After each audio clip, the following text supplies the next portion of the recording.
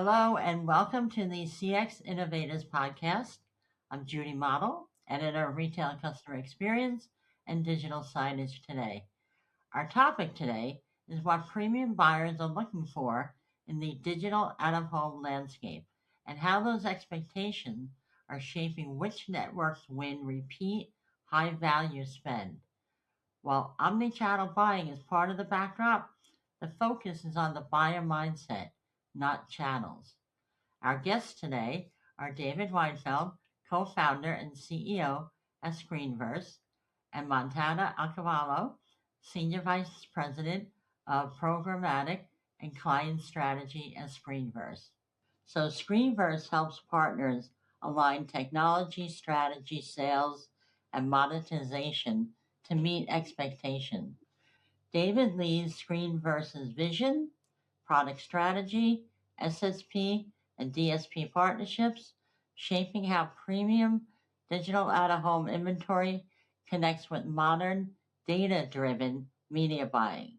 With more than 13 years in the digital out-of-home industry, he brings a rare blend of operator, platform, and ecosystem experience to building scalable, performance-based media solutions. He focuses on long-term platform strategy, supply-side innovation, and aligning media owners, agencies, and brands around transparent, measurable, and scalable digital out-of-home solutions.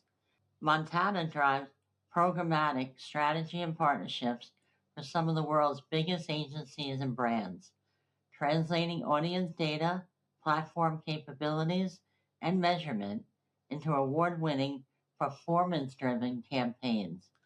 So we're going to dive in. What actually makes demand higher value from an operator's point of view beyond the CPM on a single campaign? So really, from that perspective, it is about educating and connecting with those buyers and agencies that understand the importance of reaching people and audiences in moments that matter. And so it's really about connecting with demand that is not just going to be transactional, but demand that really is going to be long-term and scalable. And the way that you are able to develop and generate those relationships is by education, by understanding the overall brand strategy and direction, and really being able to bring forth, as we see it, a constellation of screens and audiences that are going to best serve those needs, and being able to then use the requisite data that comes off that campaign to continually optimize. So we love those advertisers and agencies that really want to invest, even if the dollar value that they start with is on a pilot or test side. The overall leaning in of that partnership and being able to understand, be willing to be flexible and adjust makes for great long-term partnerships that are going to build and positively evolve the ecosystem. So when premium buyers look at digital out-of-home today, what are they actually evaluating beyond the screen count and the impressions? Yeah, I think that's a great question. And from what we've seen when premium buyers evaluate, digital out of home today, of course, scale and impressions still matter, and reach is really foundational to any media plan. Buyers want to know ultimately that they can deliver meaningful audience volume. But we found that the conversation starts to go well beyond that.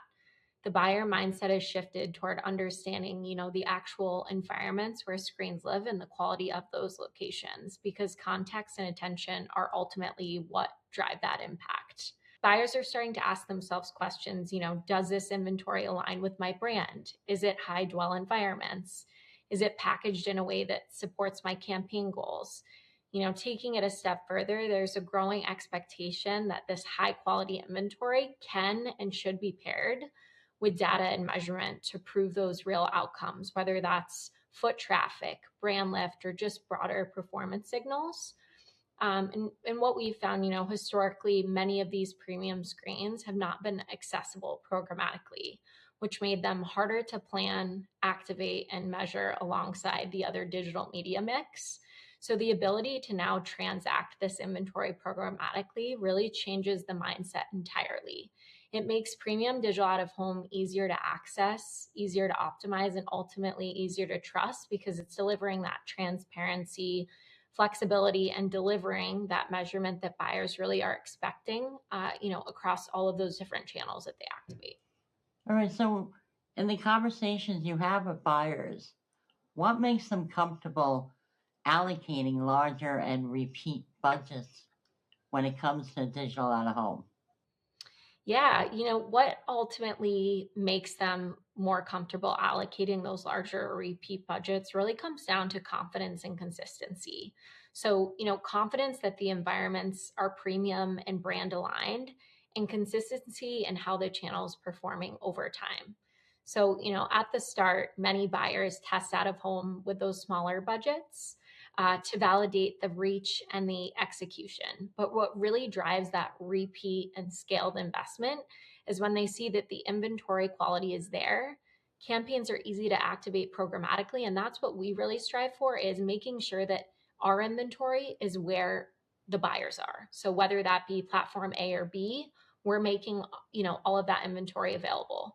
And performance data really starts to validate that channel's impact. So there's a mindset shift that happens once buyers realize that out of home can really be planned and optimized much like the rest of their digital media mix. So when they have flexible buying paths, the ability to curate inventory packages, and transparent reporting available, that channel starts to feel operationally familiar rather than experimental. And so from a Screenverse perspective, we see budgets grow when buyers trust three things. First, that screens are, high attention, real world environments that are meeting the audience needs. Second, that supply is packaged and transacted in a way that aligns with their planning workflows. So that comes back to making sure we're available where they want to buy. And third, measurement and data can tie exposure back to outcomes like foot traffic, brand lift, or any type of sales signals. So we found that when those elements come together, out of home really stops being, the classic test line item in an IO and starts being that repeatable, scalable part of the overall media plan. So, what is one common assumption that media owners make about demand that you think needs to be challenged? Is that demand only looks or behaves one way. For us, and what I think is most important for the industry, is that there are a lot of different buyers and a lot of different buyer modalities that can access this inventory. And so you have your traditional out-of-home buyers or out-of-home specialists who are evaluating digital out-of-home largely through the context of location, volume of impressions, perhaps spending a large amount of their budget on out-of-home formats like billboards or street furniture or urban panels. But there's increasingly a growing set of buyers that are much more digital in nature. That can include video investment teams. That can include omni-channel buyers that more traditionally transact against desktop display, mobile, social video, and really being able to recognize that digital out of home, just like the buyers that can access it, is more than one thing. And it can be and live within the out of home world. But even more so, it can live in the world where actually significantly higher volumes of spend transact, which is that of digital. And that's really what programmatic has afforded our media owners and really our business overall, is access to those buyers, access to those broader digital budgets, such that digital out of home can be a performance channel. It can function in line against CTV and digital video and mobile investment.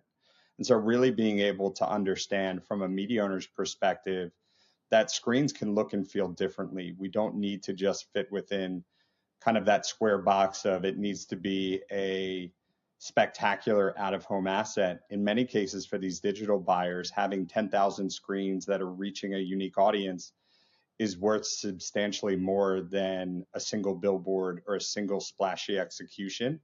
And that's very much what we're looking to emphasize within the industry is we love that. That's part of out of home, and it will always and should be part of out of home. But we also believe that scaled media buying led by omni-channel buyers that are thinking of digital out of home as both a performance and a brand channel is Right. where the larger investment is going to come from. So, how do measurement and reporting influence buyer trust in digital out of home compared to other channels? Yeah, this is a great question and one that comes up a lot. Measurement and reporting do play a huge role in building that trust, especially when you compare it to the more mature digital channels that are out there. Historically, digital out of home was viewed as that much harder to measure channel. Buyers were always comfortable with the scale. They were always comfortable with the visibility, but there was always that question around attribution and outcomes. And what's changed is really that evolution of measurement solutions and the ability to pair exposure data with real world behavior signals. So today, buyers can look at foot traffic, brand lift, and so forth, reach and frequency modeling to understand not just who is exposed, but the piece that everyone wants and needs to know is what happened afterward. So that level of reporting starts to bring digital out of home much closer to those accountability standards that buyers are expecting from social, CTV, or display. And it shifts the conversation from the impressions that we've kind of been speaking about to really that delivered impact driven result. So ultimately, that measurement evolution is what's turning out of home from an awareness buyer test or line item on that overall IO into that performance channel that can scale with confidence. And that's something we're super excited about to see the shift. Right. So is that shift one of the trends taking place or the major trend taking place? Absolutely. I think what we found is, we were at a place where we were always pushing measurement on buyers. And now we're starting to see that appetite really increase and buyers being challenged to go after that measurement across out of home to really prove it as a solution. And I think, classically, we only had, brand awareness is what they always classically think of when they think of out of home, but there's so much more that we can do beyond that. Right. And we're starting to see those different elements come to play, such as sales lift and so forth, to really prove out the impact. So looking ahead, what should the media owners be paying closer attention to? I think it's really important to be paying attention to just the continued evolution of digital out of home and the marketplace overall. When we look at it, there's a couple tailwinds that will continue to drive innovation and growth in this space. That's the digitization of static inventory and the movement to more programmatic and automated buying. Those are absolutes that are happening within our space.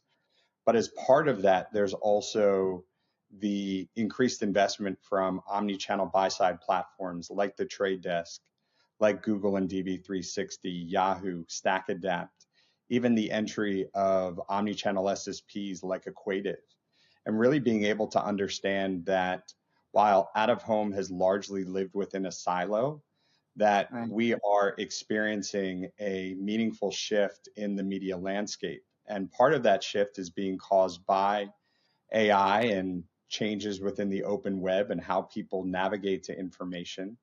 And the reality is that there's a significant volume of advertiser spend and demand that is now looking for net new audiences. And in the physical world, there is a permanence of audience. You're not having to fight against impressions amidst a declining landscape. You're able to ensure that people are continually moving through the physical world. You are creating those moments that matter. And really, media owners need to be aware of the once in a lifetime opportunity that's presenting itself to those digital out of home networks and screens in a world that is shifting, that is growing in its use of AI. Right. Screens and media in the real world and in IRL is going to play an even greater basis. So we got to wrap up, but I have one more question, and I was curious about how much the consumer or the passerby is driving or impacting what's happening with digital out of home?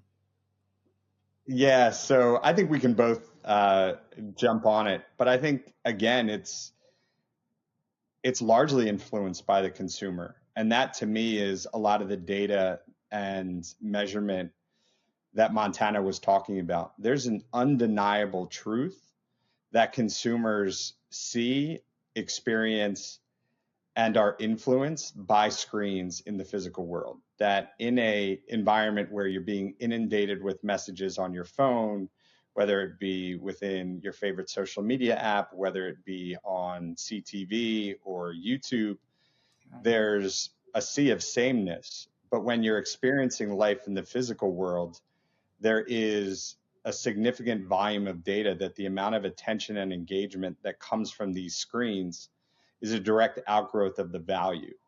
And so consumers are the number one reason why digital out of home should have a larger line item on any media plan rather than being roughly 2 cents of the US media dollar.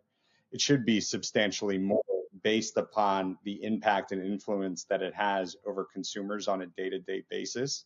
So for me and for our team, it's very much leaning into what actually consumers do on a day-to-day basis. And so the more that we think about that, the more that we focus on, well, are they really paying attention to those ads that are popping up on their phone? Are they really engaging with or even on the couch when an ad is playing on their TV screen? But it's undeniable that they are seeing and interacting with a billboard on a highway, a screen in a urban panel environment, that screen that's in the lobby of their residential building, a screen that's in an elevator, or the digital jukebox that's in the bar or restaurant where they're spending their Friday night. All of those things are demonstrably efficient in terms of reaching consumers. And so for us, it's telling that story and leaning into the data that consumers find enormous value, and they trust this media more so than other channels because of its place in the physical world. Yeah, and I think it starts to become an experience, right? You are experiencing out of home in real life. And I make a joke that oftentimes when I'm done with work or done with the day, like the last thing I personally want to do is pick up another device and look at it. I want to be a part of the world. I want to see what's around me and experience that, and the ability to create an experience with a brand is really meaningful. And that's, I think, to tie it into what David's saying, we're able to create multiple experiences throughout the day, and that starts to really create a different experience for the consumer and ultimately drive that impact and build up other channels alongside it, right? It's complementary to the work of the other channels and able to kind of bring the overall goal to the buyer. Exactly. Well, thank you so much, David and Montana, for being here. To our listeners and viewers, please check out DigitalSignageToday.com. You can sign up for our weekly newsletter and make sure you never miss another podcast. Thanks again, guys. Thank you. Oh, thank you so much.